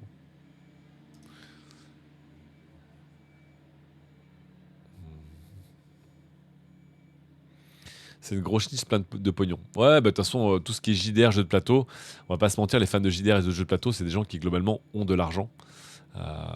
Donc c'est des gens qui sont prêts à mettre beaucoup d'argent. Et on l'a vu avec Game of Thrones. Hein. Encore une fois, on l'a vu avec Game of Thrones. Le panier moyen de Game of Thrones, il est genre autour des 70 euros. C'est énorme. Les gens, ils ont les moyens de récompenser ou de financer leur passion autour de tout ce qui est jeu de plateau, jeu de rôle. Hein. C'est ce que je vous disais, hein, vraiment sur Kickstarter et Indiegogo. La catégorie qui a le plus été une révélation qu'on n'imaginait pas il y a 10 ans, c'est les jeux de plateau et jeux de rôle. Là, on attendait plutôt de la mode, de l'électronique et du jeu vidéo, qui existent aussi hein, et qui font aussi des gros trucs. Mais en fait, c'est pas eux qui ont fait les plus gros trucs. C'est ça qui est fou, quoi. Bah, on a un salaire, on peut s'acheter ce qu'on pouvait pas s'acheter gamin, dit Golden Rune. Ouais, bien sûr. Mais à une époque aussi, c'était mal vu de garder tes passions d'enfance ou d'adolescence quand tu étais adulte, alors qu'aujourd'hui, avec la culture de l'adolescence, c'est complètement OK de dire bah, moi, à 40 ans, je continue des loisirs que j'avais commencé enfant et pourquoi je les arrêterais maintenant. Alors qu'à l'époque, on devait beaucoup plus, je pense, séparer la vie d'adulte et d'enfant. Aujourd'hui, c'est beaucoup moins le cas. Et je pense que effectivement, les jeux vidéo, les jeux de plateau en sont les grands bénéficiaires.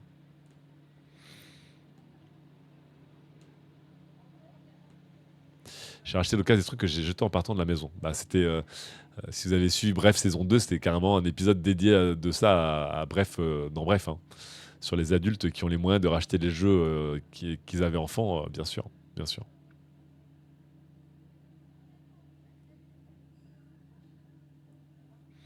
Donc ouais, tout à fait. Moi, c'est marrant parce que même si j'aimerais bien retrouver certains de mes jouets que j'utilise plus ou que j'ai perdu, je suis pas trop encore une fois dans la nostalgie en général. Donc, je cours pas après les jeux vidéo, les jouets qui ont fait mon enfance. Mais c'est vrai qu'il y a des gens qui peuvent aller très très loin sur eBay ou dans les conventions ou dans les brocantes pour retrouver des petites merveilles, quoi. C'est intéressant de savoir ça.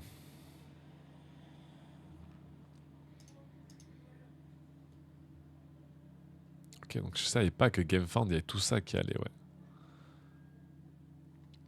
Hyper intéressant. Ça me permet de comprendre aussi toute une économie aussi. Donc Awaken Realms, je connaissais pas. GameFound, je ne connaissais pas. Comme quoi. Voilà, je mets le lien vers le petit post. Aïe. Mince, pourquoi j'ai... Bah, qu'est-ce que j'ai fait? Qu'est-ce que j'ai fait? Non, je me suis gouré. Et là, mon GameFound. Merci.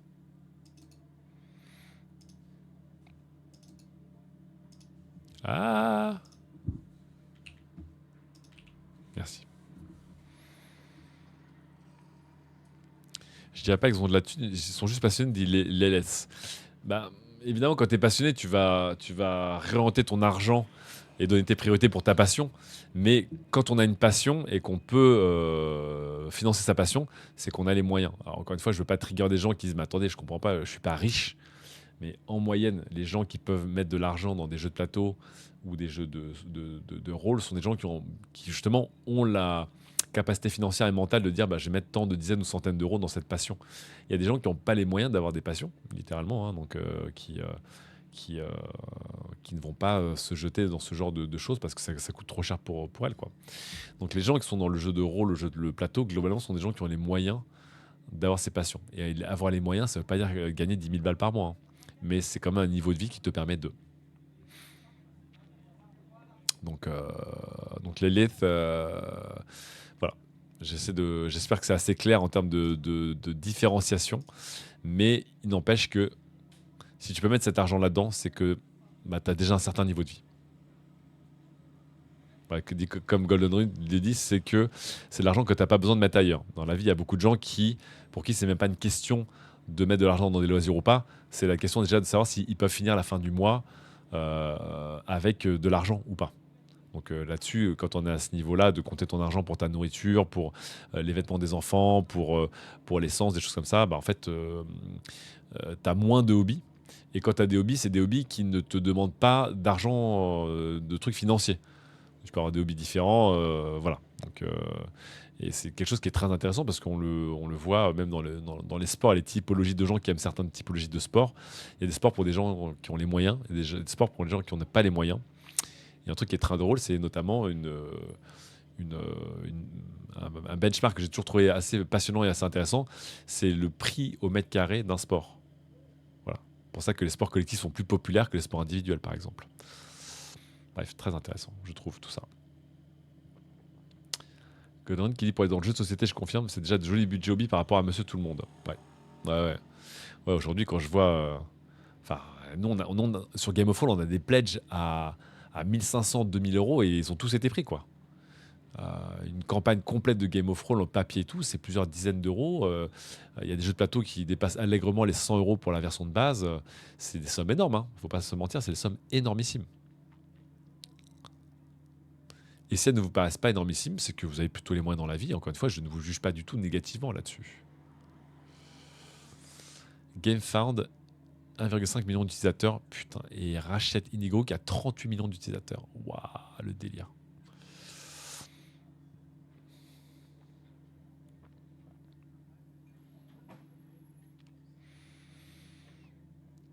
Mais regardez-moi ça, le GameFound, ils ont des jeux qui ont levé 21 millions d'euros.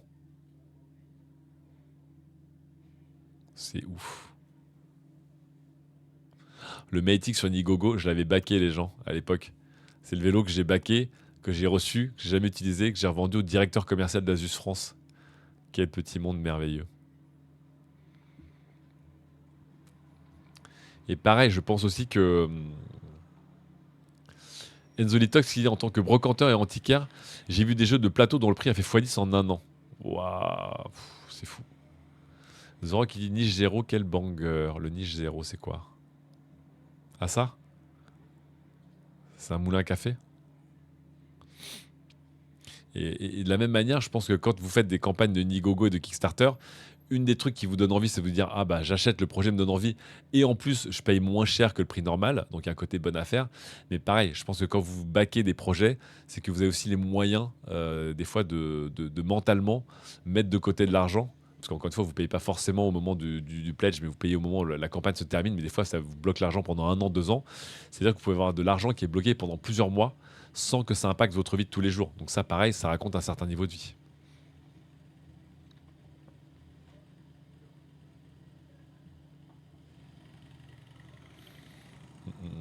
Et ça, c'est important à toujours garder en tête sur les niveaux de vie qu'on a et le ressenti qu'on a par rapport à à quel niveau on a par rapport à la société dans laquelle on vit, par rapport au monde dans lequel on vit. Mais là, évidemment, depuis tout à l'heure, on parle de choses qui sont très, très, très haut de gamme pour une immense majorité des gens. S'acheter des sacs à dos pour le plaisir, je ne parle même pas des sacs à dos que je vous ai montrés ici en news, hein, qui sont très très chers, mais s'acheter des sacs à dos, un autre sac à dos pour le plaisir ou une autre pochette pour le plaisir, c'est évidemment des loisirs assez CSP+, enfin même clairement CSP+. Il n'y a pas de souci pour ça, encore une fois, on n'est pas là pour juger ça. La chorale, une chorale, ça coûte pas cher une chorale. C'est un loisir qui coûte un peu moins cher. Parce que tu viens et tu as juste ta voix. Voilà. Et tu peux trouver des partitions et chanter avec des gens sans rien payer si tu veux. Tant que tu fais pas de représentation ou que tu gagnes pas de l'argent avec, tu as des loisirs qui sont gratos. Voilà. Bon. Le jeu vidéo, c'est pas un loisir accessible, par exemple. Clairement pas accessible. Voilà pour l'idée. Maintenant, j'hésite. Je voulais lancer le Tour de France parce que je voulais le tester. Mais peut-être qu'on va pas le faire aujourd'hui parce qu'il est peut-être un peu tard. C'est sûr, je me rappelle encore quand j'étais avec un sac à dos déchiré qui date de 10 ans. Bah ouais, ça c'est sûr que C'est un autre délire. Moi, c'est marrant parce que j'ai toujours aimé les sacs à dos. Donc, depuis que je suis comment dire, adolescent, je mets vraiment de l'argent dans les sacs à dos. J'adore ça, quoi. Vous me connaissez, un camping-car sac à dos. Moi, l'idée d'avoir ma petite maison sur moi, le côté capsule, de tout bien ranger dans un endroit, c'est un truc qui m'a toujours touché personnellement. Peut-être que mon passé d'enfant divorcé qui se fait brinle-baguer de chez mon père à chez ma mère tout le temps avec toujours les affaires à faire, ça m'a marqué peut-être. Mais moi j'adore ce concept. Donc c'est un truc qui me touche beaucoup personnellement, qui me trigger positivement. Donc mettre de l'argent dans un bon rangement, une bonne pochette, un bon sac à dos, un sac qui va bien, c'est toujours un truc qui... Voilà. Meilleure marque de sac à dos pour moi.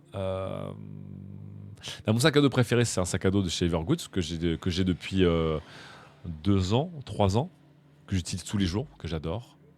Voilà, donc Evergoods, j'adore leur sac à dos, pas tous leurs produits, mais leur sac à dos. Et voilà, donc c'est ma marque préférée actuellement, tout simplement. C'est très cher Evergoods. Ouais, alors, le modèle sac à dos que j'ai vaut 280 euros, quoi. Et moi j'ai une version spéciale. Mais la version normale vaut 280 euros, donc c'est vraiment des sacs à dos très très chers. Donc très bien conçu, indestructible, très bonne finition et tout, mais voilà.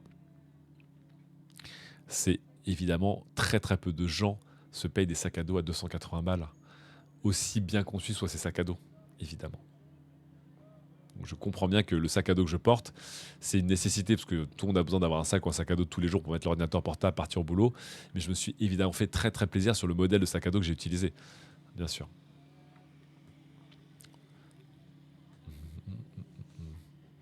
Je sais pas s'il y a d'autres marques que j'aime bien en ce moment. Traqueux, j'aime beaucoup, mais comme vous le voyez, Traqueux, ils ont fait faillite et puis c'était hors de mes budgets, malheureusement.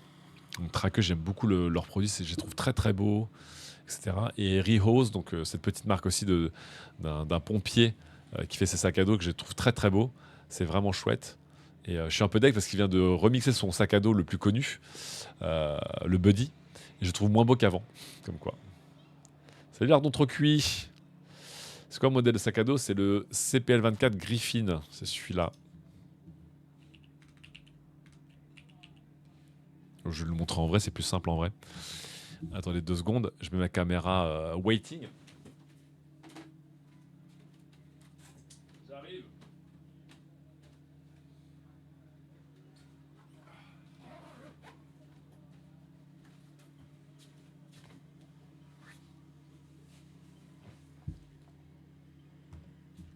Je vous montre souvent, mais... Ça, c'est mon... Avec le badge de Cagliard dans le chat. Donc ça, c'est mon CPL en toile cirée. En toile cirée très spéciale aussi que j'adore. Voilà, c'est un sac à dos de tous les jours. Et qui se porte ou comme ça, ou comme ça. Et qui est très confortable, très bien foutu. Un peu lourd parce que la conception du sac à dos, elle est assez costaude. Vous voyez, notamment là, il y a un guide en métal dans le sac à dos pour qu'il reste droit, par exemple. La toile cirée utilisée est très très lourde, elle est très agréable, mais c'est pas du tout le truc le plus léger de la Terre. À utiliser au quotidien, il est absolument incroyable, mais cette version-là, elle vaut 400 balles. Et des fois, je rêve d'autres petits sacs à dos un peu différents, mais c'est vrai que j'ai jamais trouvé mieux, quoi. Il y a mon AirTag qui bip. Ouais. C'est parce qu'en fait, mon iPhone n'avait plus de batterie. Donc comme mon iPhone n'avait plus de batterie, tous mes AirTags étaient en panique en mode ah je bouge, où est l'iPhone de repère. Donc voilà, tout simplement.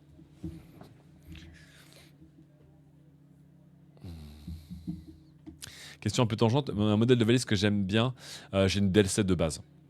Moi, je fonctionne avec assez peu de bagages. Donc, en gros, quand je pars en week-end, j'ai ce sac à dos-là. Je peux tout mettre dans ce sac à dos pour un week-end, 3 jours, voire 4 jours facile. Et après, quand je pars en vacances plus longues, je prends une valise de cabine. Et là, il y a eu une grosse guerre des valises de cabine ces derniers temps avec Air, Peak Design, Moment, Away, je crois. Tous les fabricants un peu à la mode qui ont tous sorti leurs valises de cabine qui coûtent toute la peau des fesses, genre entre 300 et 500 balles, vraiment abusé. Moi, j'ai une Delta à 79 euros qui est moins agréable, qui n'a pas des roulettes avec de l'ABS, mais qui fonctionne bien. Donc, je m'y connais moins bien en valise, quoi. Je suis un peu resté bloqué au DLC Samsonite, globalement. Est-ce que j'ai tant de sac à dos que de clavier de souris? Ah, j'en ai beaucoup des sacs à dos quand même.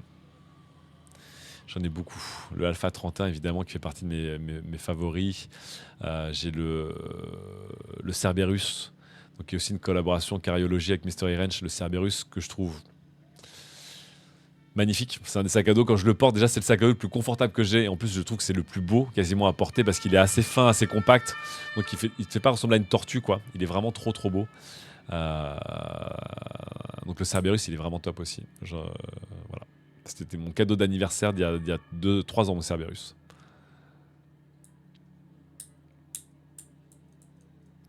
Est-ce que je peux donner un lien vers les sacs à dos dont j'ai parlé? Ouais, tout à fait. Alors, Heroes Arch.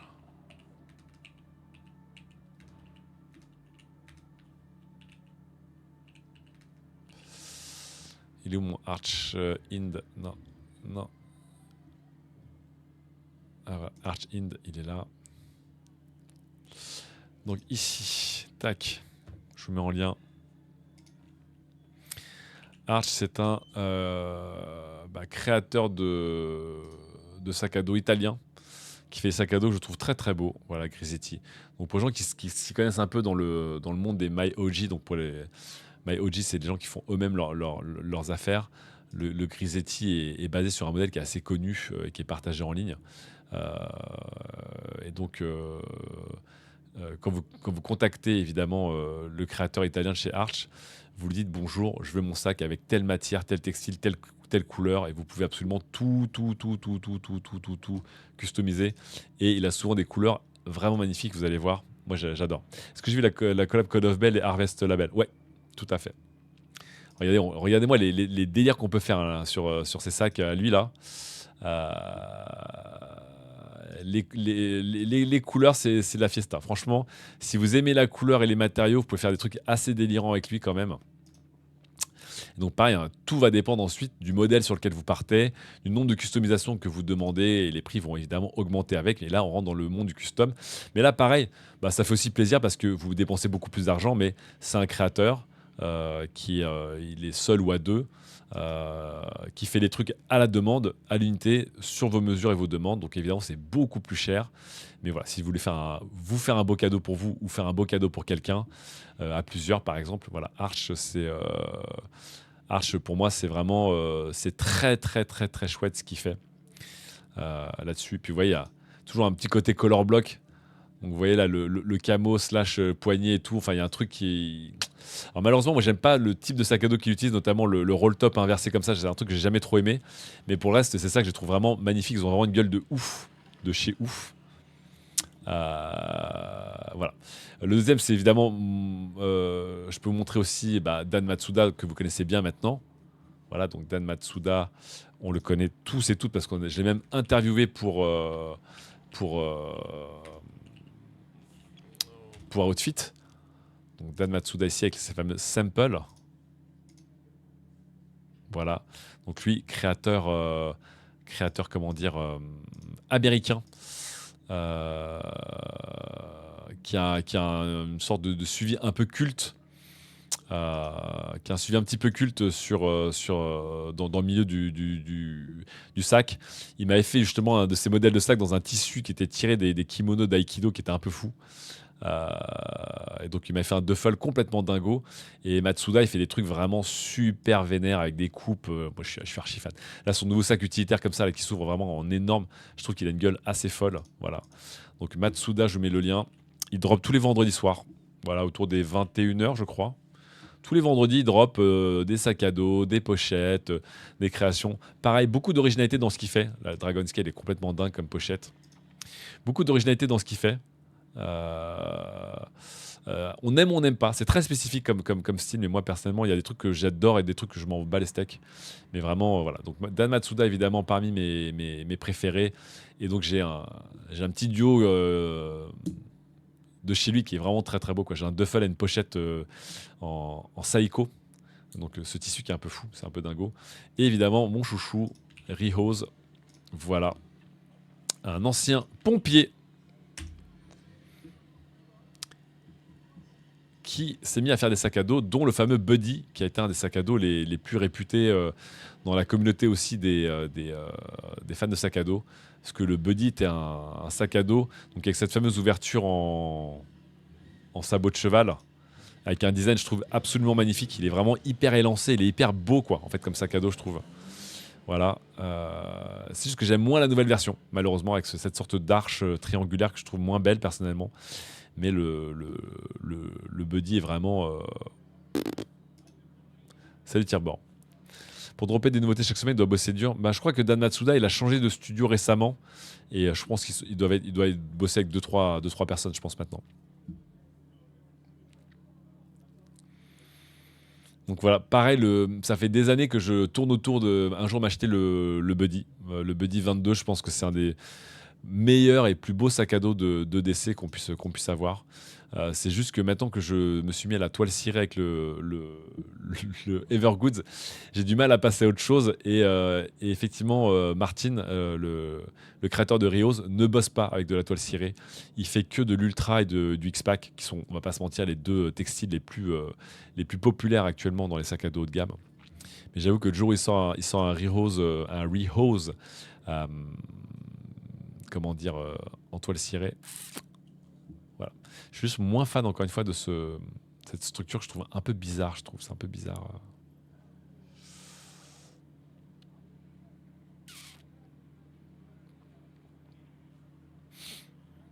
Voilà les marques que j'aime bien en termes de petites marques custom. Et après, il y a des grandes marques qui ont des customs comme Scars chez Gorok qui vous permet de customiser vos sacs à dos. Après, vous connaissez mon avis sur Gorok, qui est une marque dont j'aime pas spécialement les produits, l'état d'esprit, mais qui est une marque évidemment très très connue. Et voilà quoi. Et après, il faut aller voir. Il y a une autre marque italienne que j'adore, c'est pas des sacs à dos custom, mais comment il s'appelle? Le mec qui a fait un sac à dos très proche de l'Alpha 31 de chez Remote Equipment. Je vais le retrouver. Qui a fait un sac à dos magnifique, mais qui en fait était un peu mal gaulé. Une fois qu'il était porté, il avait une sorte de donnait une silhouette un peu bizarre, il se détachait du dos. Donc encore une fois, comme quoi faire des sacs à dos, ça ne s'improvise pas du jour au lendemain.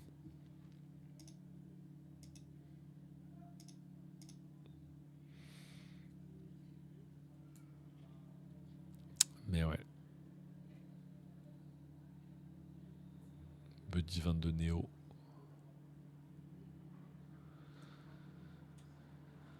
Les prix ont bien augmenté. Vous voyez, le Buddy, il a pris quasiment 100 balles, quoi. Donc c'est costaud. Ça coûte très cher. Mais bon, pareil, vous savez ce que vous achetez. Vous achetez des gens qui, seuls, eh bien, bossent sur les sacs à la demande. Donc on est vraiment dans des comment dire, dans des systèmes où vous payez aussi comment dire, le soutien d'un créateur, d'une créatrice. C'est pareil, si vous avez les moyens, c'est top. Et après, évidemment, si vous n'avez pas les moyens, c'est complètement normal de ne pas pouvoir acheter des choses aussi chères. Même si, encore une fois, je pense que le coût est complètement justifié, vu le taf qui est mis dedans et le temps qu'il faut le temps qu'il faut pour faire un bon sac à dos, ça coûte vraiment très très cher. Voilà dans l'idée de mes petits chouchous. Mais voilà. Mais j'ai hâte, le Ziwok, dans le chat de voir tes premiers sacs à dos et de voir ce que tu vas faire. Ça peut être aussi des bonnes bases. J'avoue que Arch, il a une science. Ah oui, le dernier, je voulais montrer, c'était Pacolab. Pacolab, je suis pas le plus fan de Pacolab, des designs, parce que vous allez voir, c'est très oblique, triangulaire, un peu futuriste. Mais j'avoue, dans le genre design un peu ouf, Pacolab, en plus, bon, bah, ils se sont fait malheureusement connaître parce que ce sont des Ukrainiens. Donc beaucoup des gens ont acheté aussi pour soutenir. Mais Pacolab, le samouraï, c'est un peu ouf. Donc Pacolab.ua, il est où leur site? Voilà. Non, c'est pas ça.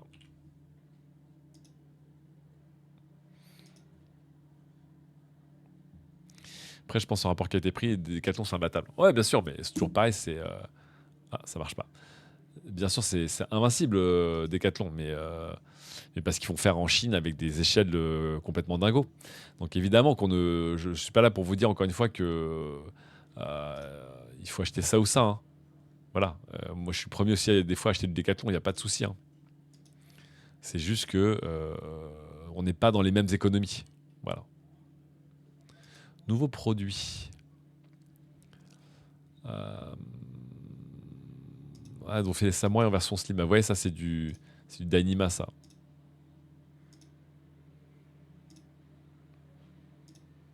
Ah, c'est pas mal la taille. Donc ils sont connus pour vous voyez, faire pareil, des sacs avec des gueules assez folles.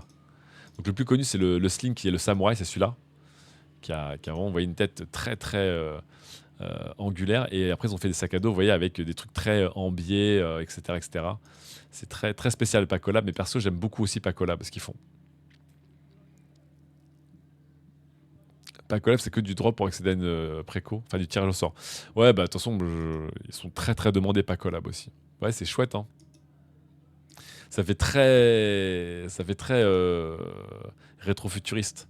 Oh, le mélange des couleurs, franchement, incroyable. Il y a une petite science de la couleur, je dis bravo, hein.